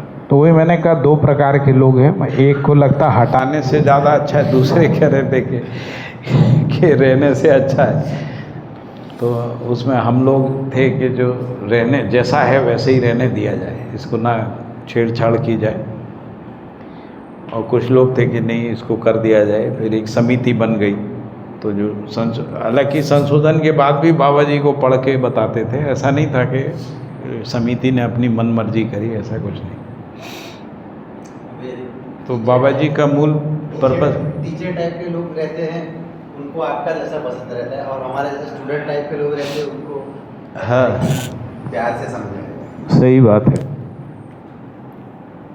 भैया अध्ययन के दौरान कई बार ये प्रश्न रहता है, जिस तरीके से प्रस्तुतियाँ होती है कि नैपकिन होगा परंपरा में किसी को अनुभव नहीं हुआ, छोटा, तो उसमें ये स्पष्ट लिखा हुआ है कि अनुभव तो हुए हो लोग काफ़ी है। हाँ, क्या बोल रहे हैं? कई बार अध्ययन क्रम में जो अध्येता है उसको ऐसा लगता है, जो प्रस्तुतियाँ रहती है उससे, कि नागराज जी से पहले किसी को भी अनुभव नहीं हुआ, ऐसा नहीं। लेकिन इसमें तो स्पष्ट लिखा हुआ है कि अनुभव संपन्न तो कई लोग हुए हैं, परंपरा में वो आ नहीं पाया है। तो ये मतलब जो मिसकम्युनिकेशन है वो भी ये वांग्मय से क्लियर होते हैं। देखिए, यदि अपन अस्तित्व की शाश्वतता की बात करते हैं ना, और इस पृथ्वी में मानव के ज्ञात इतिहास की बात करते हैं ना, और जब हम शाश्वतता कह रहे हैं तो उसका मतलब ये नहीं है कि 10,000 साल की बात है या 50,000 साल की बात है ना। शाश्वत का अनंत काल की बात है। तो अनंत काल में अनंत धरतियों में कहाँ क्या हुआ होगा अपन नहीं कह सकते, लेकिन हम ये भी नहीं कह सकते अस्तित्व में केवल अनुभव बाबा जी को ही हुआ होगा अनंत काल में, ऐसा तो नहीं बोल सकते, है ना। तो यहाँ पर भी जो अभी जब ये कहते हैं कि पहले नहीं हुआ है, तो पहले नहीं हुआ का मतलब है जो पिछला ज्ञात इतिहास है इस धरती का है, इस धरती में भी पता नहीं कितने बार उलट पुलट हुआ है। कई सिविलाइजेशन पूरी चली गई, सिंधु घाटी पूरी नीचे चली गई, द्वारका चली गई, है ना। और भी जैसे कई सिविलाइजेशन ऐसी हैं जो माया सिविलाइजेशन है ना, वो भी पूरी की पूरी समा गई। और अभी भी ऐसे अवशेष मिलते हैं जिससे पता लगता है कि लाख साल पहले भी, 5 लाख साल 4 लाख साल पहले भी मानव था, है ना। तो हमारे पास तो इतिहास 5-6 हज़ार साल का ही है। तो क्या हुआ होगा अपन क्या कह सकते हैं। अस्तित्व में जो होता है, जैसे अनुभव होता है तो होता ही है अनुभव, मतलब जो जैसे ज्ञानावस्था होती है तो ज्ञानावस्था होती है, अस्तित्व में बनी ही रहती है। मान लो धरती में ख़त्म हो जाए तो हम ये नहीं कहेंगे ज्ञानावस्था अस्तित्व से ख़त्म हो गई, है ना। कहीं अस्तित्व बनी ही रहती है ना, इस धरती पे भी बनी रहेगी, बीज अवस्था में बनी रहेगी, फिर से प्रकट हो जाएगी, है ना। फिर रासायनिक क्रिया होगा, फिर वनस्पति जीव संसार बनेगा। मान लो एटम बम पटक दिए, सब ख़त्म हो गया, है ना। या कोई बड़ी व्यापक उथल पुथल हो गई, है ना, कि सब ज़मीन में दब गया, जैसे जंगल दब गए और आज वो कोयले के भंडार के रूप में, है ना। तो वैसे ही सब पलट सकता है, कुछ भी हो सकता है ना। बाबा जी का पूरा वांग्मय साहित्य सब नीचे जा सकता है, हम लोग जितने पढ़े लिखे लोग सब भी जा सकते हैं, ये सब हो सकता है, लेकिन अस्तित्व में तो बना ही रहता है, अस्तित्व बना रहता है इस धरती में, नहीं तो कोई अनंत धरतियों में, है ना। जीवन के बारे में लिखा बाबा जी ने कि जो जागृत जीवन है वो अनंत में अवकाश में भ्रमण कर सकते हैं। तो अनंत अवकाश में और भी जीवन है, जहाँ जागृति होगी वहाँ कर सकते हैं, है ना। बाबा जी ने भी संयम काल में कहा कि उन्होंने भी दूसरी धरतियों में ऐसा देखा है ना। अब ये इस सब का कोई अपने पास कोई प्रमाण नहीं है, ऐसा कहा है, अपन ऐसा मान सकते हैं कि भाई ऐसा कहा है और नहीं कहा है, ऐसा दो बातें हो सकती हैं ना। तो रिकॉर्डिंग में है, कहा है तो है, किसी से कहा है तो भी है वो, है ना। तो मूल बात तो ये समझ में आती है, अस्तित्व से अस्तित्व है, निरंतर नित्य है, इसलिए 5-10 मिनट का ब्रेक। मेरा नाम हिमांशु है, मैं सूरत गुजरात से हूँ और दर्शन से पिछले कुछ वर्षों से जुड़ा हुआ हूँ, अध्ययनरत हूँ और भैया को सुनने के लिए आया हूँ। पीछे। नमस्ते, मेरा नाम संजय है, मैं भी सूरत से ही हूँ और 2023 से अध्ययन से जीवन विद्या से जुड़ा हुआ हूँ और अभी अध्ययन मेरा चालू है सूरत में और इसमें आगे बढ़ने के लिए आया हूँ। बहुत बढ़िया। से सभी को, मनीष आहिर सूरत से 5 साल से दर्शन में थोड़ा सा अध्ययनरत है और थोड़ी सी जिज्ञासा बनी है तो भैया को सुनने आ गए। उधर पीछे।